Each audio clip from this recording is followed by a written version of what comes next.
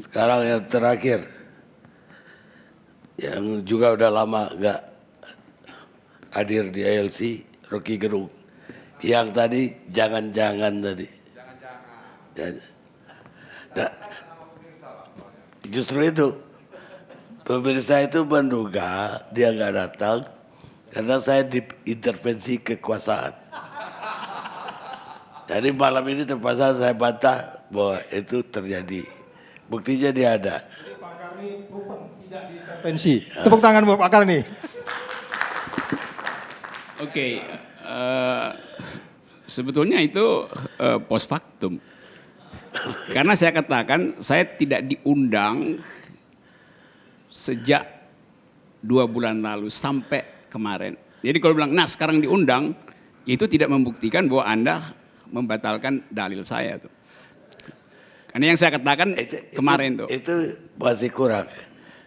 Pak Trimedia tadi begitu datang, saya setahun tidak diundang. Dia memang pantas tidak diundang. Ini baru 2 bulan. Kalau Trimedia memang nggak harus diundang dia. Pertanyaannya, waduh, kok Rocky Gerung diundang gitu ya? Oke, ya anggap aja Karni Ilyas akal sehatnya pulih gitu. No Karni, no berani, itu poinnya tuh.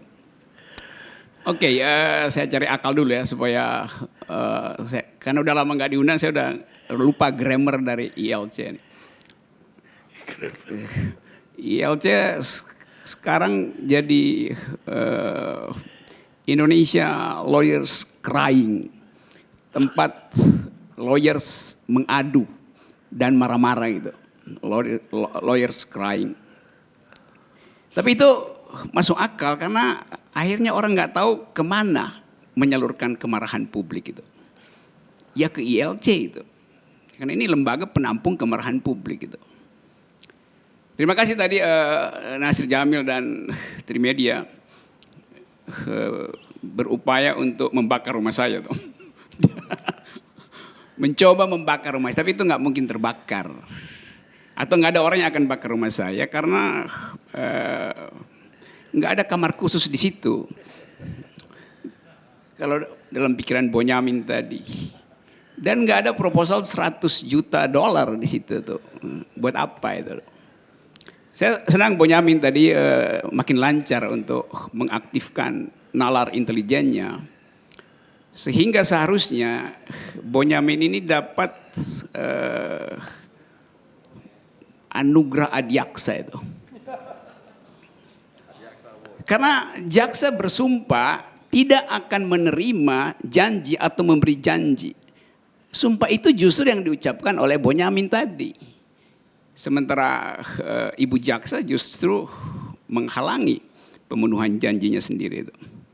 Jadi itu soalnya, dan Trimedia anggap saya akan mencari tahu. Saya nggak akan mencari tahu apa yang terjadi di lantai 3 gedung itu. Yang saya ingin cari tahu adalah mengapa emak-emak tidak ingin tahu keterangan dari Mahfud MD. Tidak mau tahu keterangan dari juru bicara presiden. Tidak mau tahu keterangan dari KSP. Jadi itu yang lebih menarik sebetulnya. Mengapa sekarang rakyat tidak mau tahu keterangan pemerintah? Sehingga orang mungkin menganggap ini judulnya ini secara grammar keliru tuh. Waduh, kok Kejaksaan Agung terbakar. Kata waduh itu nggak ada gunanya kalau di ujungnya terbakar. Kalau dibakar maka itu ada gunanya.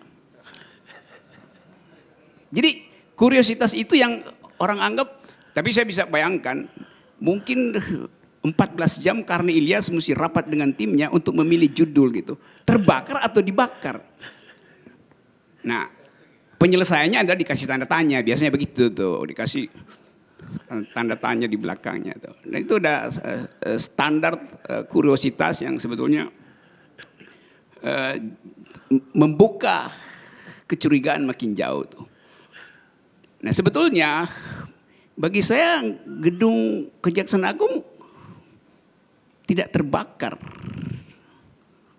Yang terbakar itu adalah pasar. yaitu pasar gelap keadilan. Jadi yang ada di depan kita gambar itu gambar pasar gelap kekuasaan, black market of power. Karena di situ terjadi transaksi ketidakadilan. Jadi saya nggak peduli itu mau gedungnya Anies atau mau gedungnya Seknek, nggak ada relevansinya buat saya. Dia menyimpan heritage-nya itu adalah justice. Dan karena itu publik Indonesia menganggap bahwa biarkan aja gedung itu jangan diperbaiki lagi. Karena dia akan menjadi heritage, yaitu orang akan kenang bahwa itulah pasar gelap keadilan. Jadi jangan diperbaiki itu.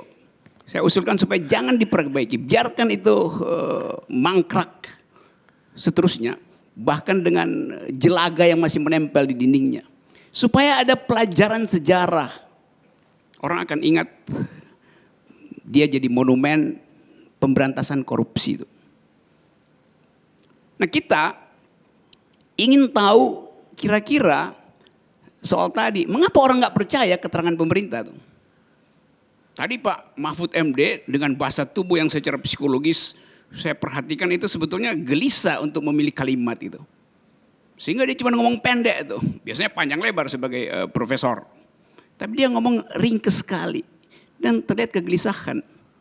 Saya mau coba menafsirkan dengan memakai ilmu BIN yang namanya hermeneutics of suspicion. Menafsirkan kecurigaan itu. Hal yang standar di dalam cara berpikir intelijen itu.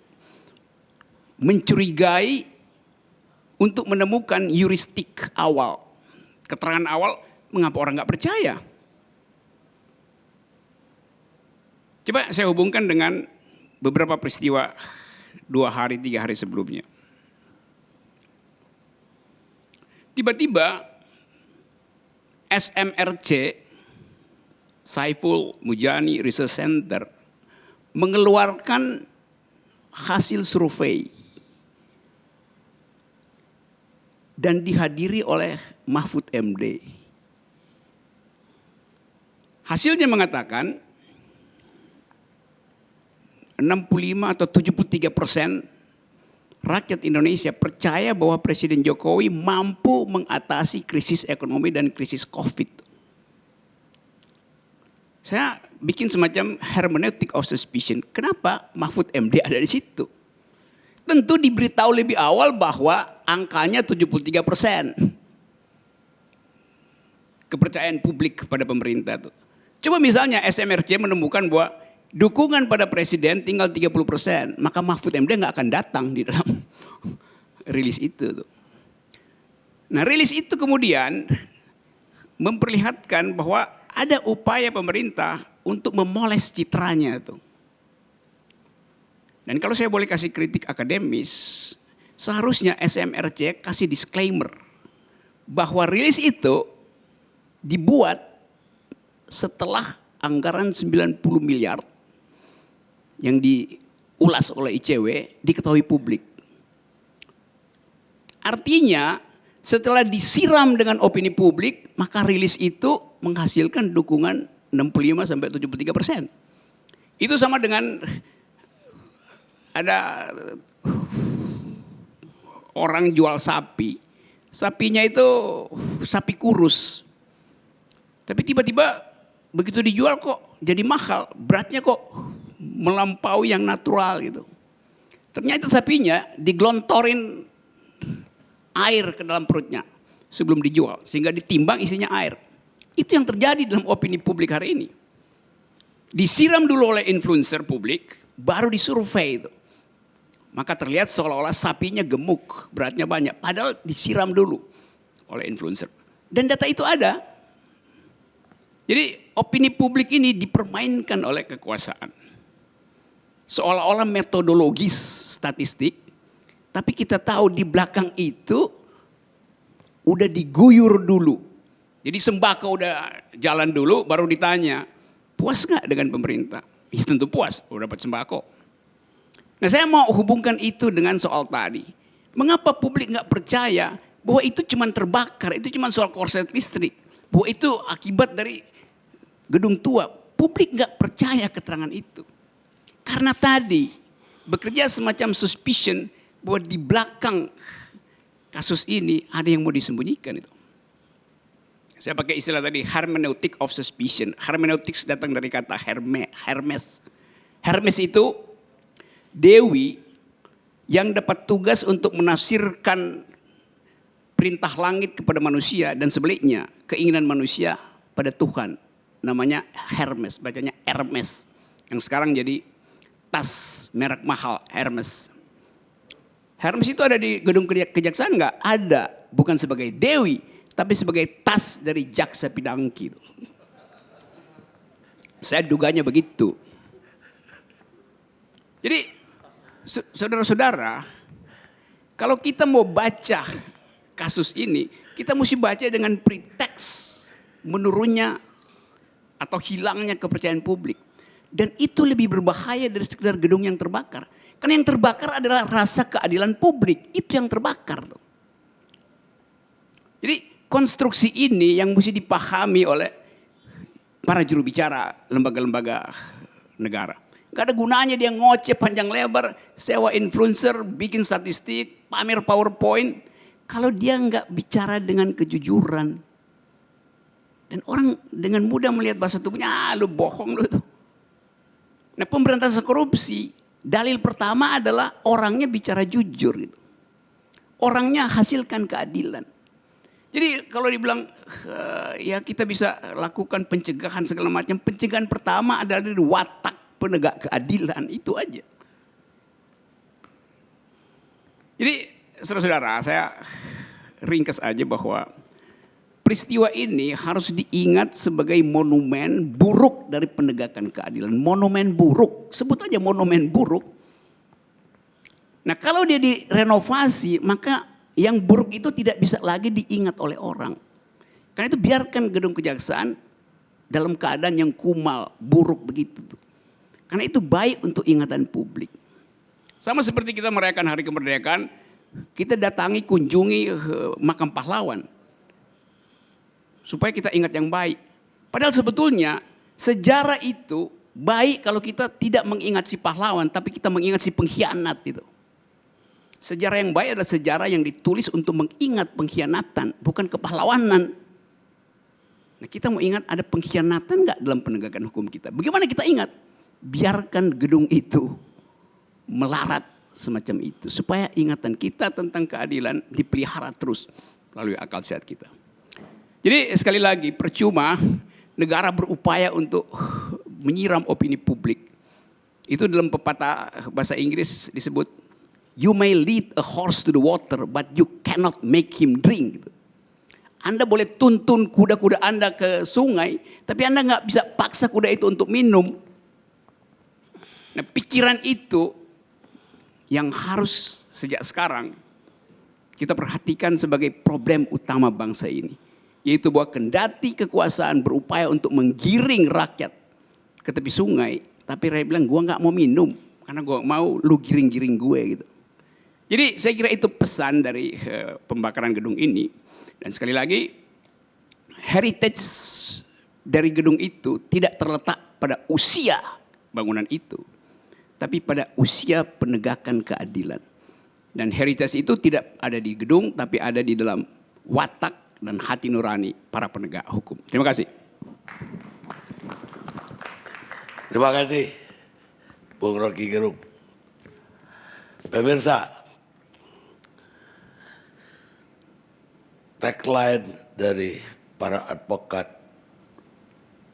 dari lebih 50 tahun yang lalu itu seperti yang diulang oleh Jaksa Agung tadi, fiat justitia ruat colum. Tegakkanlah keadilan walau untuk itu langit akan runtuh. Dan sekarang kejaksaan juga bikin begitu. Tapi nyatanya yang saya lihat selama 50 tahun jadi wartawan yang bergerak, hampir 50 tahun. Saya mulai 72 bergerak di bidang hukum. Yang terjadi bukan semakin keadilan semakin tegak. Yang terjadi itu semakin rubuh. Bahkan era demi era keadaannya jauh lebih buruk. Jadi kalau kembali ke topik kita tadi, banyak spekulasi memang. Kenapa? Karena hampir tidak ada kepercayaan terhadap keadilan di negara kita. Dan inilah yang sekarang harus ditumbuhkan sebetulnya. Terutama dengan kasus korupsi yang kemudian penyelesaiannya pun penuh dengan korupsi. Itu penyakit udah bukan lagi stadium 2, tapi stadium 4. Jadi bagaimana kita harus mengoperasinya, itu yang harus kita lakukan. Kalau kita betul-betul mau menegakkan keadilan. Karena korupsi itu, kerugian terbesar dari korupsi di pemerintahan adalah hilangnya kepercayaan publik. Mike Quigley, politisi Amerika, kami diskusikan, Anda simpulkan. Kita ketemu LC yang akan datang.